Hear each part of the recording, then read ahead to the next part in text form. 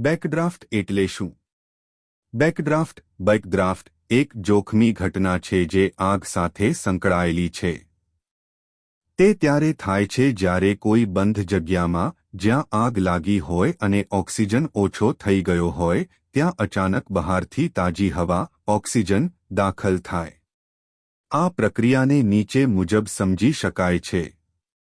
આગ શરૂ થાય છે, કોઈ બંધ રૂમ કે જગ્યામાં આગ લાગે છે.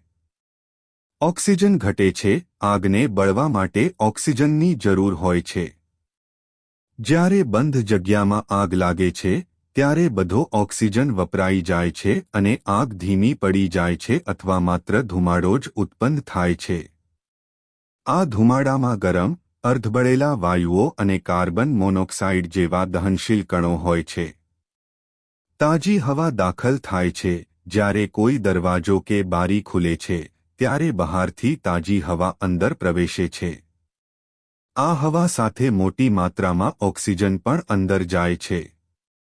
વિસ્ફોટ તાજી હવાના સંપર્કમાં આવતા જ અંદર રહેલા ગરમ અને દહનશીલ વાયુઓ ખૂબ ઝડપથી સળગી ઉઠે છે, જેના કારણે એક શક્તિશાળી વિસ્ફોટ જેવી ઘટના બને છે.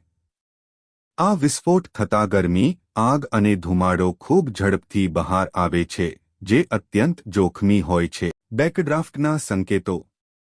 બારીઓ અને દરવાજામાંથી કાળા ધુમાડાના નાના અને ગતિશીલ પ્રવાહો બહાર આવવા. બારીઓનો કાળો અને ચીકણો દેખાવ. ધુમ્મસ અથવા ધુમાડાનું અચાનક ઘટવું. બંધ જગ્યામાં ઉચ્ચ ગરમી.